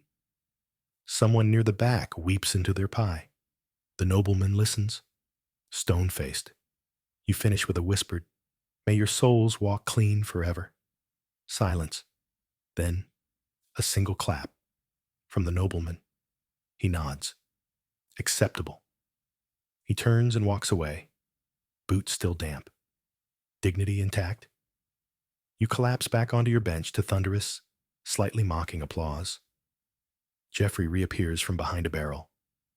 That was bold, he says, stuffing something that may or may not be stolen bread into his coat. You sip the remains of your drink with trembling fingers. It tastes like survival. The barmaid swings by, eyebrow raised. You trying to get banned? Just serenading footwear, you say. She snorts and refills your mug. And just like that, The moment passes, a brief skirmish in the long war of social hierarchies. It's strange how quickly power shifts in a tavern. One minute you're a clumsy nobody, the next you're an impromptu bard. All it takes is a misplaced elbow and a noble with a taste for public apology. You glance toward the door. The nobleman is gone. The tavern has already moved on. But somewhere deep in your heart, you know you'll never look at a boot the same way again. You don't hear them arrive. You feel it, a shift in the tavern's pulse, like a new scent in the air, or a subtle change in wind direction. Heads turn. Conversations pause mid-sentence. The barmaid straightens her apron. Even Mickle in the hearth opens one bleary eye. The minstrels have entered. There are 3 of them. A wiry man with a suspiciously elegant mustache, a tall woman balancing a Rebek case under one arm, and a third figure wearing a cloak patched with more colors than legally recommended. They smell faintly of horse, rosewater, and mischief. It's unclear whether they're drunk, but they're definitely not sober. The mustached man announces, "A song for your sins," and proceeds to bow so deeply that his feathered cap brushes the straw-covered floor. No one has asked them to play, but that never stops minstrels. In fact, it usually encourages them. The Rebek comes out first. 3 strings, slightly out of tune, tuned again with dramatic flair. Then comes the drum, a little round thing that hangs from the color cloak's belt and jingles with every step. A lute is unslung, strummed, then used to knock a mug off a table for rhythm. It's all part of the show. Minstrels in the Middle Ages were not just musicians. They were carriers of news, gossip, history, and sometimes mild emotional blackmail. They played for coin, for food, for shelter. Often, they played for survival. And if you didn't like their music, tough. They'd play anyway, loudly, and possibly about you. Historians still argue whether minstrels were respected professionals or tolerated nuisances. The answer, naturally, is both. Tonight's trio strikes up a song about a goose that inherits a bakery. It involves a cursed millstone, a jealous duck, and more double entendres than are strictly necessary. The tavern loves it. People clap, feet tap. Jeffrey stands on his bench and plays air drum with a spoon. You can't help but be drawn in. The melody is infectious, the rhymes cleverly clumsy, and the performers are masters of expression. Winking, bowing, ducking imaginary missiles from the crowd. At one point, the mustached minstrel pirouettes dangerously close to the barmaid. She glares. He backs away. The song continues. Their instruments are battered, but the sound is rich. The Rebek whines like a cat in love. The lute strums a rhythm that somehow matches the heartbeat of the room. The drum, despite being smacked with a ladle, anchors it all. And there, in the flickering candlelight, you understand something odd and comforting. Minstrels are the glue of tavern culture. They bridge silence and noise, sorrow and mirth. They can mock a bishop in verse and then ask him for dinner. That takes skill, or desperation, or both. The trio finishes their first song to cheers and a few tossed coins. A small cabbage flies through the air. No one claims it. Next, they shift to something slower, a ballad about a fisherman and the moon. It's strangely haunting. The tavern quiets. You notice people swaying slightly.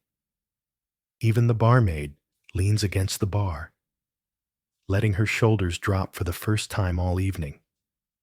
The story builds, The fisherman falls in love with the moon, sings to her each night, and one day catches a fish so luminous that it whispers secrets from the stars. Then, of course, he dies, probably from bad clams. Medieval ballads tend to end this way. You sip your ale, eyes half closed, letting the notes wrap around you like a blanket of sound. The rebec sobs, the drum slows, the lute hums like a heartbeat, and then a sneeze, loud, violent. In the middle of the dramatic final verse, the room bursts into laughter. The spell breaks. The minstrels exchange glances, shrug, and launch into a drinking jig. Back to chaos. This one is about a man who tried to cook soup with a helmet and ended up inventing cheese. You have no idea what the moral is. Maybe never trust soup. Maybe always carry a helmet. Maybe it doesn't matter. At some point, the cloaked minstrel pulls out a second instrument, a kind of bone flute, sharpened at one end. Someone whispers that it's made from a cat's intestine. You really hope they mean the string, not the flute. Either way, it plays a shrill note that makes everyone's ears itch. The tavern cheers wildly. Coins are tossed, bread is shared, a meat pie is handed up like an offering. The trio bows again. "We thank you for your generosity," says the mustached man, "and we deeply regret any injuries caused by our lyrics." They exit with flair, cloaks swirling, instruments swinging. No one follows, but everyone watches until the door creaks closed. Jeffrey lets out a low whistle. "They'll be in the next town by dawn," he says. You nod. "Do they always do the bit about the goose?" "Only on Thursdays." You sip what's left of your ale, savoring the echo of music in your bones. It may not have been flawless, but it was alive. And in this tavern, that's the highest compliment you can give. You're mid-sip when you hear it. Latin, clear, precise, and absolutely not coming from a priest. It floats through the tavern from the table by the wall, where 4 figures huddle over a wooden board scattered with parchment scraps, inkwells, and the remains of what might have once been bread. You blink. At least one of them is wearing scholar's robes, though they're stained enough to double as a painter's smock. Another has a quill tucked behind one ear, and ink smudges on both cheeks, like battle paint. Students, clerks. It's hard to tell. All you know is that they're speaking Latin like it's a tavern game, and the rest of the crowd is mostly ignoring them. You edge a little closer, mug in hand, trying to make sense of it. "Non sequitur," one of them mutters, pointing at the parchment. He can't argue the soul is immortal, and that it's subject to digestion. His friend, equally flushed and possibly drunker, slaps the table. It's metaphorical digestion, platonic chewing. You've stumbled upon a medieval academic brawl. This, too, is part of tavern life. The medieval university system was chaotic, lively, and prone to spillover. Scholars didn't stay in ivory towers. They drank, a lot. And when they drank, they debated.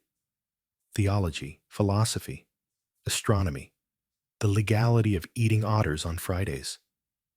Nothing was safe. Historians still argue whether these students were revered or resented in towns.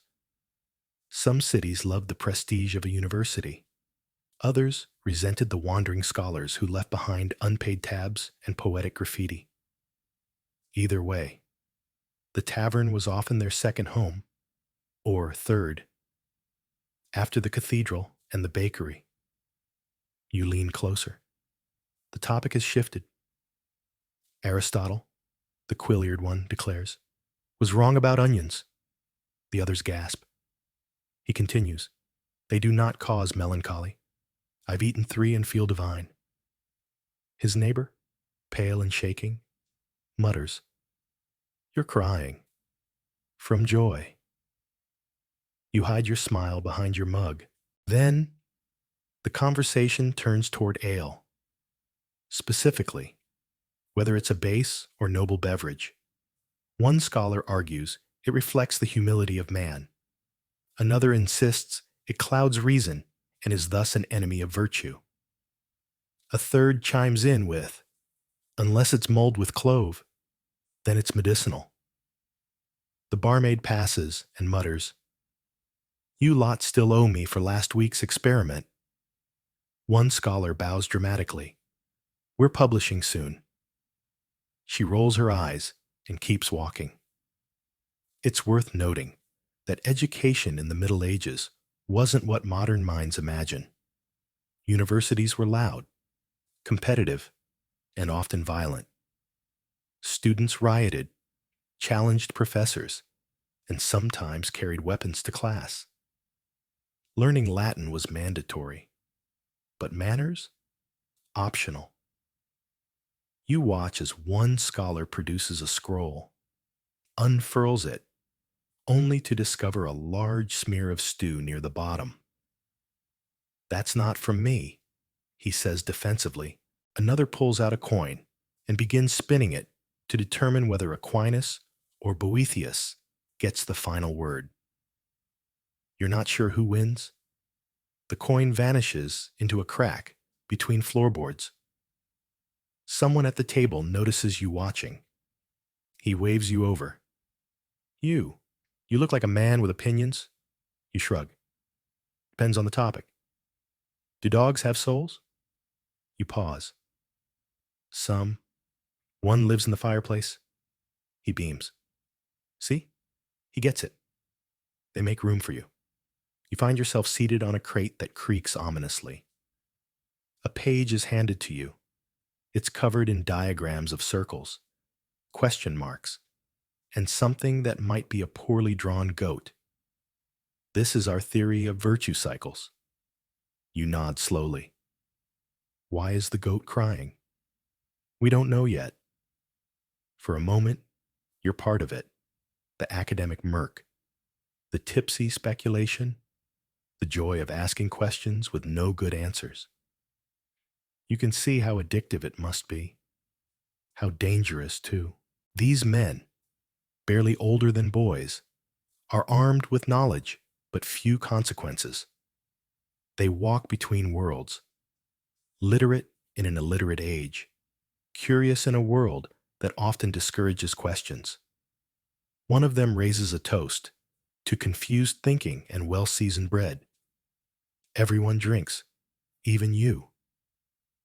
And as the Latin resumes, sloppier now, slurred and tangled with laughter, you understand that learning, here, isn't confined to stone halls. It happens between sips of ale, between the lines of a smudged scroll, in the company of men who aren't sure if they're philosophers or jesters or both. You lean back, half amused, half inspired. Somewhere behind you, someone burps in iambic pentameter. It's a strange kind of magic. You hear it before you see it. A thump, then a cheer, then a bleat. You turn just in time to witness what might be the tavern's least sacred ritual, an arm wrestling contest between 2 locals and a goat. Yes, a goat. The table has been cleared, tankards shoved aside. A small crowd gathers, half drunk and fully invested. In the center sits the goat, or rather, lies. It's been gently encouraged to place one hoof on the table. Opposite the goat, a man with arms like smoked hams grits his teeth, sweating profusely. The goat, it must be said, looks alarmingly relaxed. Welcome to tavern games. You didn't expect this. You expected dice. Maybe a game of who can balance bread on their nose. But this is next level entertainment. Jeffrey reappears at your elbow, beaming like a proud parent. That's Tilda, he says. The man or the goat? The goat, of course. He grins. Undefeated.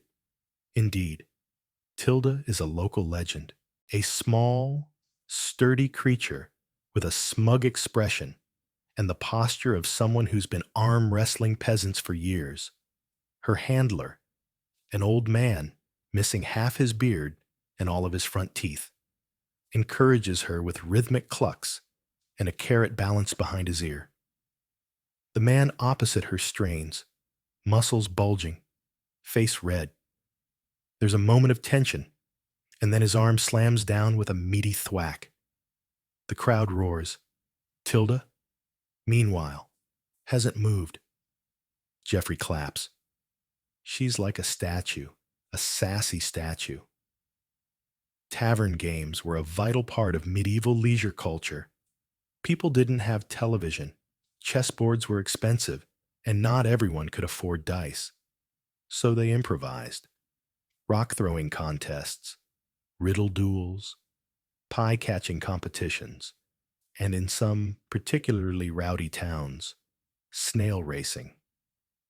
Historians still argue whether these games had regional rules or if they were just collective fever dreams fueled by barley and boredom. Tonight, the goat wins again.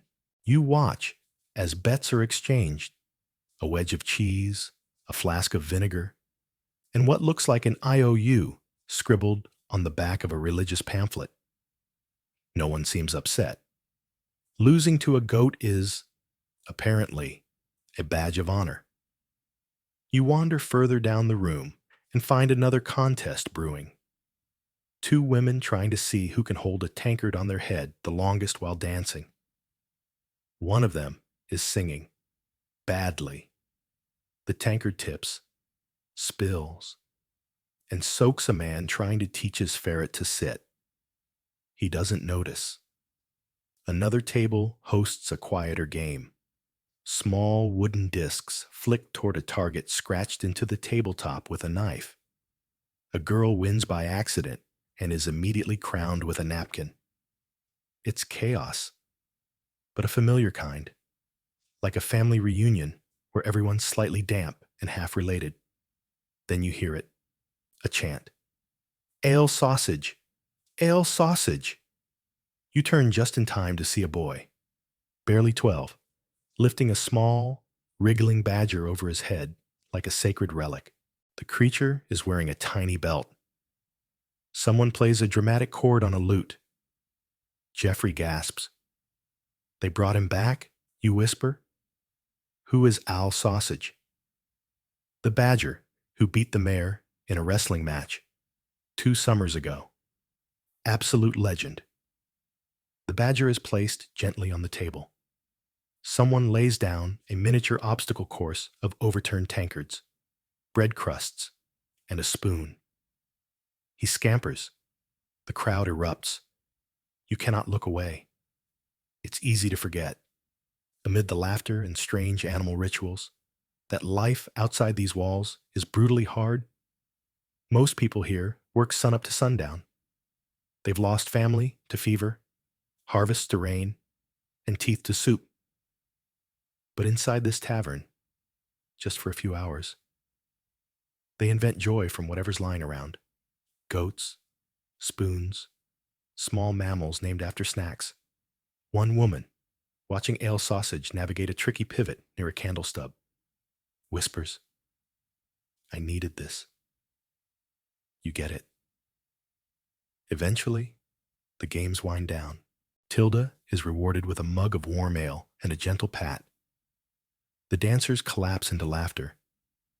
The badger curls up in someone's hood and falls asleep. You return to your seat, mug in hand, and exhale. There are rules in this place, not written ones, but felt ones. Cheer when the goat wins. Catch someone if they fall. Let the badger nap. These are the codes of a community that has learned how to survive and play in the same breath. You raise your mug in a quiet toast to Al Sausage. He doesn't respond. He's dreaming. The floor tilts. Or maybe it's you. You're not sure anymore. There's a soft, syrupy warmth spreading from your ears down through your spine, making your limbs feel like overcooked noodles in a stew of questionable origin. You blink slowly. The room sways gently, like it's on a ship, a very slow ship, possibly being rowed by goats. Congratulations. You're drunk. Not sloppy drunk. Not yet. But definitely leaning into a kind of wobbly poetic state where everything feels a bit more meaningful and also significantly blurrier. Your thoughts arrive out of order. Your arms have become curious about gravity. Jeffrey appears beside you, eyes wide. Your head looks like it's trying to float away. You nod sagely. It's independent now. He accepts this explanation without question. You attempt to sit upright. Your torso responds with confusion. You settle for a dignified slouch that ends in your chin resting on your collarbone. A woman walks by, carrying a plate of stewed cabbage, and your mouth waters inexplicably. You don't even like cabbage. But right now, it smells like joy wrapped in steam. One of the scholars stumbles past, reciting Latin conjugations in a tone that implies deep personal betrayal. A second scholar follows, trying to argue that hiccups are caused by demons. Neither can stand straight. They bounce off chairs like shipwreck survivors clinging to planks. You're reminded, dimly, that medieval medicine had its own thoughts about drunkenness. Some believed it opened the mind. Others blamed it for spontaneous tooth loss. One 14th century health manual recommended eel broth as a remedy. Another suggested rubbing the temples with vinegar and crushed mint while shouting the psalms backwards. You are tempted to try none of these. Historians still argue whether public drunkenness was tolerated or punished. Some towns fined offenders. Others laughed it off, depending on whether the offender was poor, rich, or a minor bishop. In taverns, however, drunk was the default. It was like a social blanket, warm, mildly damp, and shared by everyone.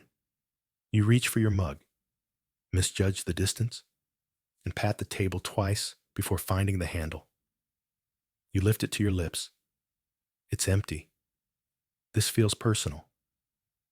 The barmaid passes by, catches your look, and silently replaces your mug with another. You nod gratefully. She nods back. You are now on the silent wavelength of the tavern's true veterans. You sip. It tastes like bread crusts and decisions you won't remember. Perfect. Across the room, someone sings the wrong verse of a well-known ballad. Loudly, wrongly, confidently. No one corrects him. It becomes the new verse. That's how history happens. You attempt to contribute to a nearby conversation and discover that your mouth has decided to operate on its own schedule. Words come out, but not in the order you intended. Stars Donkey Cathedral, you say? The group pauses. Then one man claps slowly. Yes, he whispers. Exactly.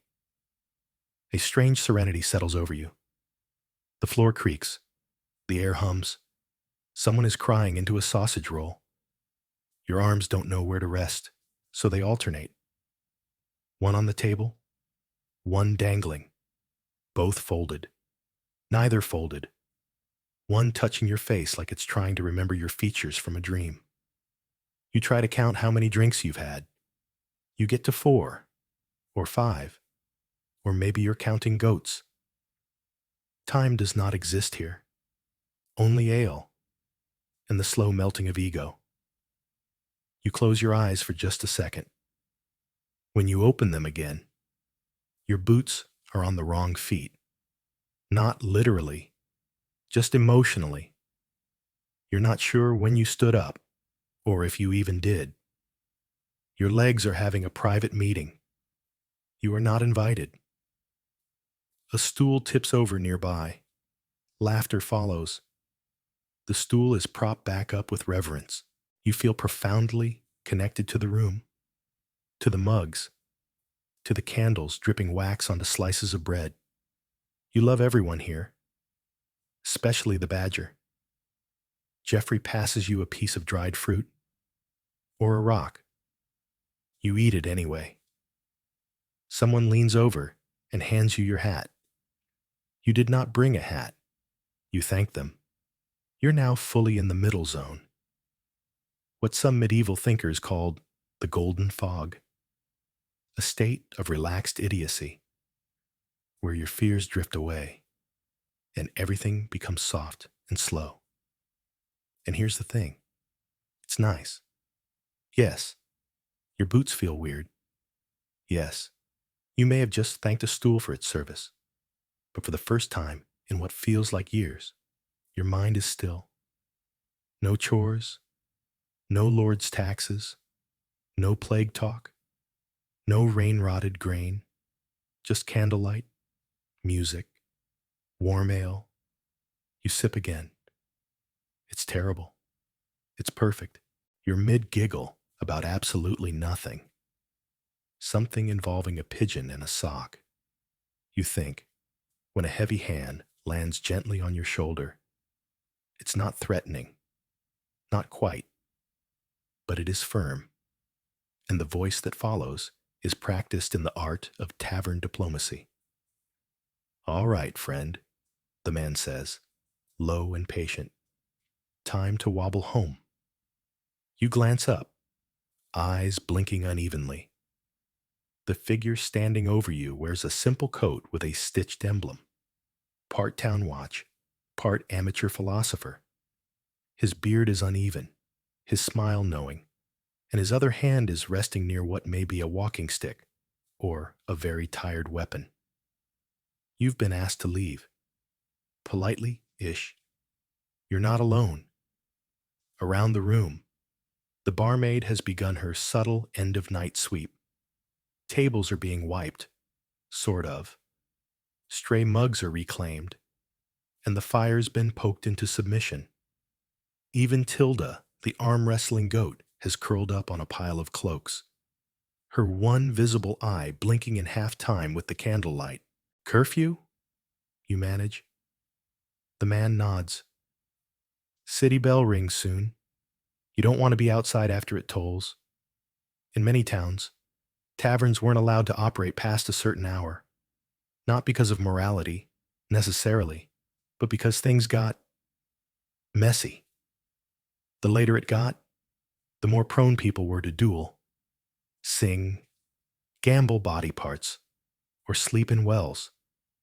Curfews were enforced loosely, but enough to nudge the groggiest patrons toward a door before disaster struck. Historians still argue whether these early closing times were about maintaining peace or simply about controlling the ale supply. Either way, when the watchman says time, most folks listen. You stand, or attempt to.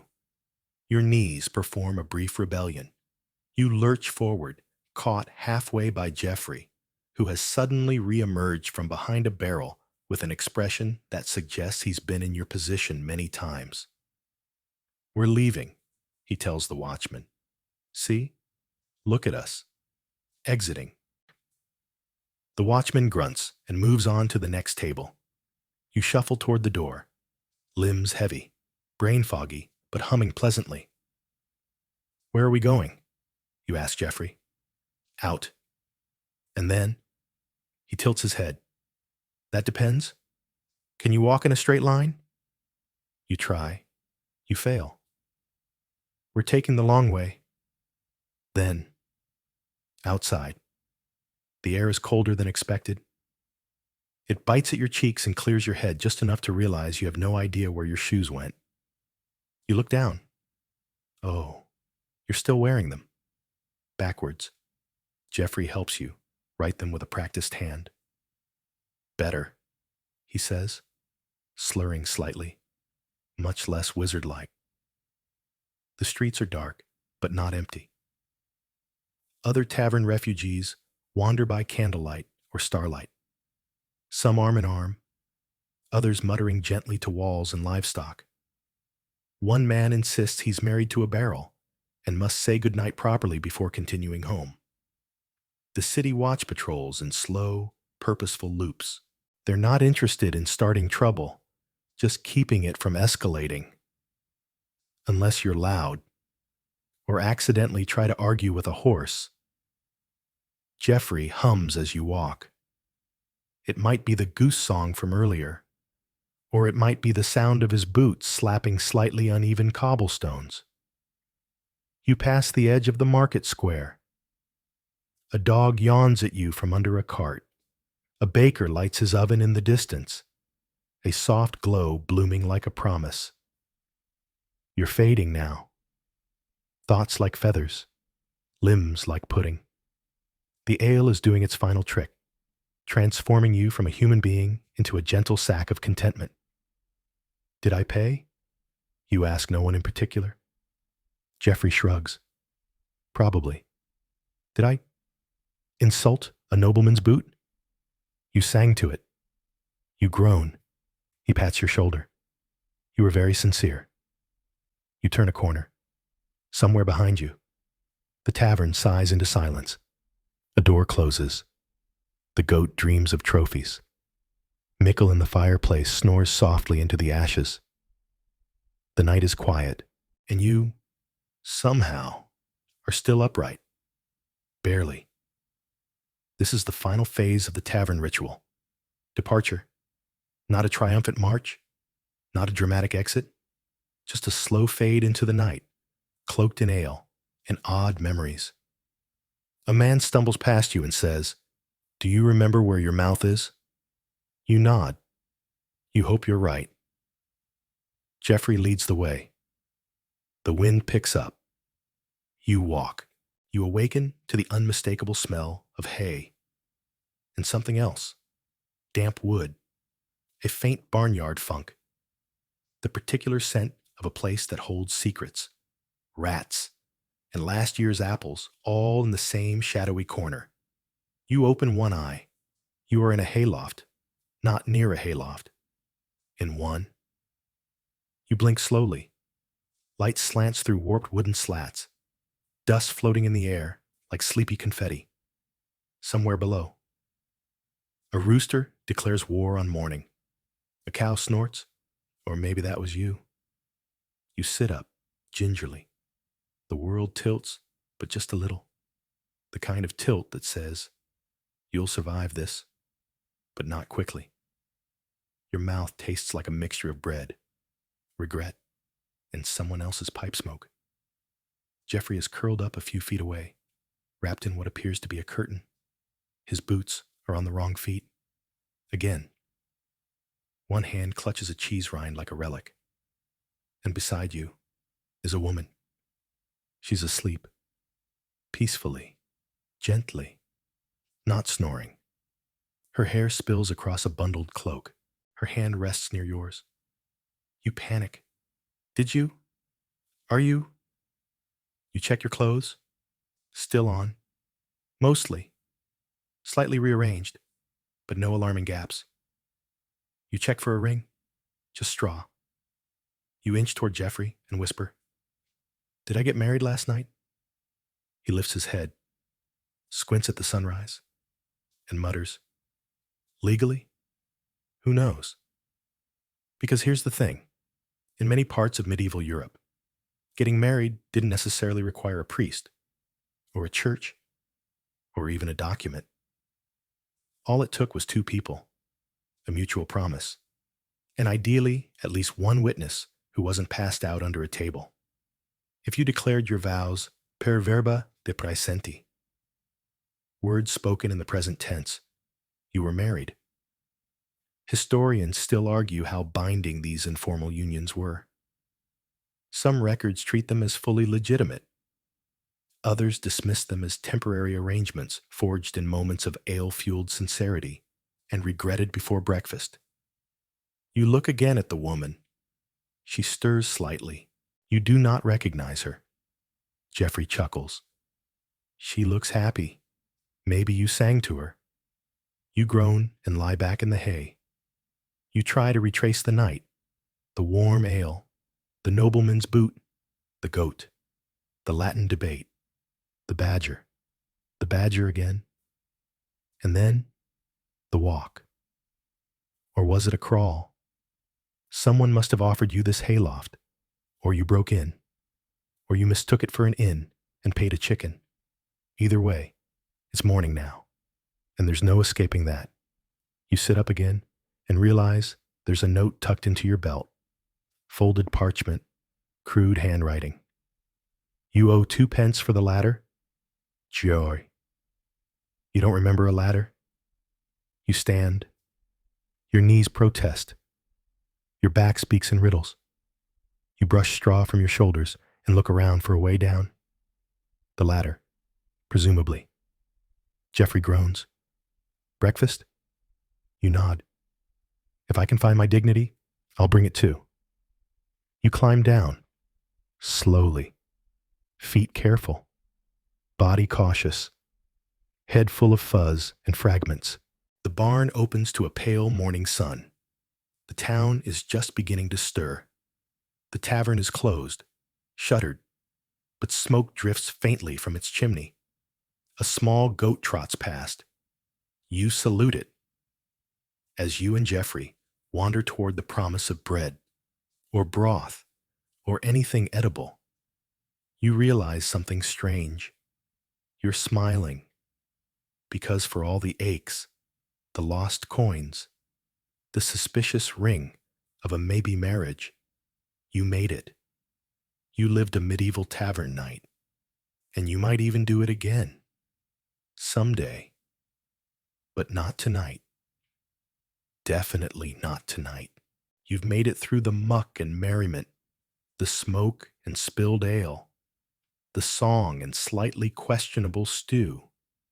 You've sat among scholars and snorers, stared down noble boots, and made eye contact with a surprisingly judgmental goat. You've learned that the tavern isn't just a place for drinking. It's a mirror of the world outside, but blurrier, warmer, stickier. As the morning light drifts across the crooked rooftops and the hearth fire cools to embers, you stretch your limbs in the soft hush of the aftermath. The laughter has faded. The mugs are empty. But the stories linger, woven into your hair like straw and secrets. You feel the weight of sleep tug gently at your eyes now. Let it. Let your thoughts settle like dust on the tavern floor. Let your breath slow like the last fading notes of a lute. No more arm wrestling goats. No more philosophical onions. Just you, floating like a mug in warm, silent ale. The world is quieter now. And if, in some dream, you return to that candlelit room with its low beams and sticky tables, know that the bench is still there. The barmaid still remembers your name. The badger snapping in someone's hood. And the nobleman's boot, well, it's still drying. Rest easy, traveler. Sleep deep. You've earned it.